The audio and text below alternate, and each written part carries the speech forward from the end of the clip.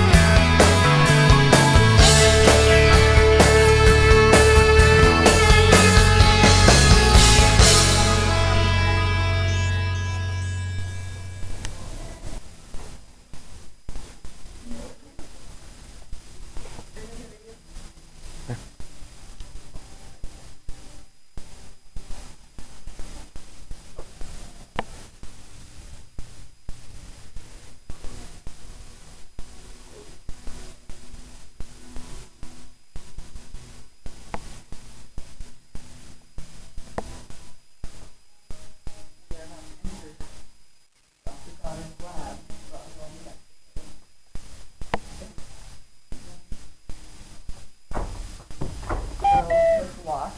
Haha, that's funny. Donkey. Okay.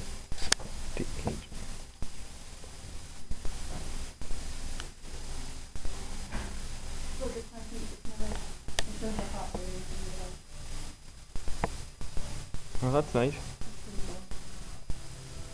Now, if you get up close enough to see that you're a redneck.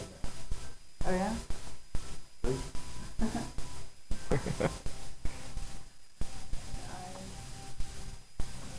I think that sounds like a skeleton.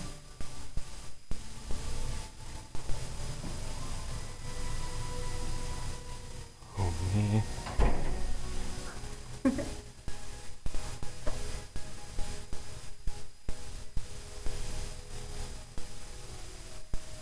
Go.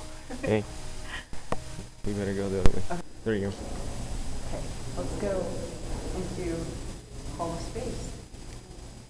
We're at Hutchinson, Kansas, at the Cosmosphere. It's really awesome stuff.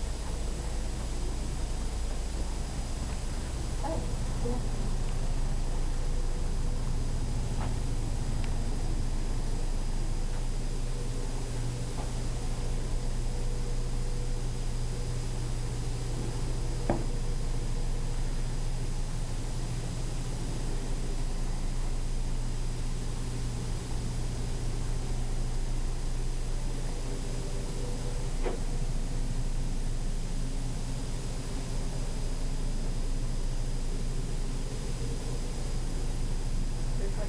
There's like sirens in there.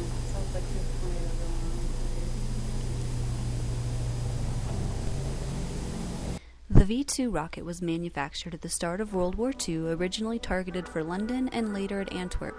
This was the world's first long-range combat ballistic missile, and it proved deadly to the lives of thousands, as it would suddenly annihilate entire city blocks upon impact. It was initially believed that the weakened city gas lines were to blame for the devastation, but the craters left behind proved otherwise. Standing more than 46 feet tall and weighing in at nearly 27,000 pounds, the V-2 rocket could hurl 1 ton of explosives 200 miles. On a successful mission, there was absolutely nothing stopping the V-2 rocket.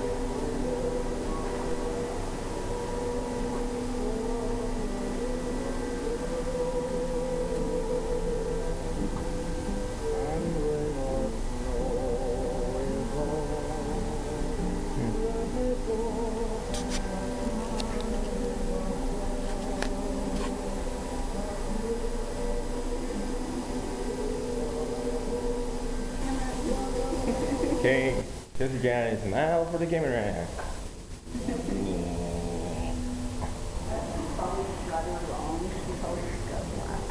This Navy pilot is subjected to a 300 mile per hour wind blast. That's what happens when 300 mile per hour wind hits your face. Okay, what happens? 300 miles per hour. 300 miles per hour? He's not being hurt. He's just pushing the human envelope. Frozen poopy? You really gotta go. You really gotta go. Displayed here is the Sonic Wind 2 rocket sled. This extraordinary piece of hardware is fueled by 3 solid fuel rocket motors.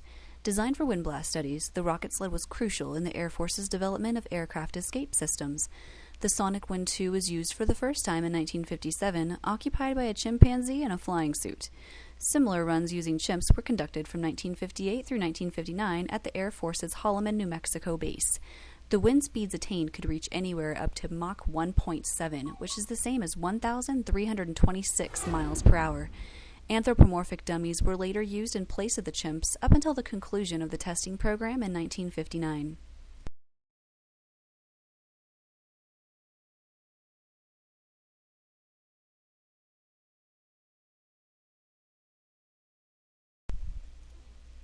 From sea level to 10,000 feet or 3,000 meters is known as the physiological efficient zone, where oxygen levels are sufficient for humans to function without supplemental oxygen. However, from 12,000 feet or 3,700 meters to around 50,000 feet or 15,000 meters, the astronaut enters the physiological deficient zone, thus increasing the risk of a variety of problems, including hypoxia and decompression sickness. Pressure suits such as these, originally designed by Russian engineer Evgeny Chertovsky, were largely used by the U.S. during World War II.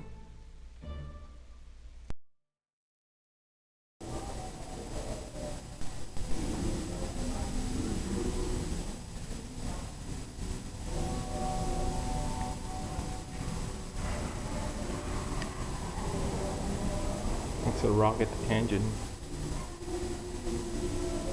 Like plastic.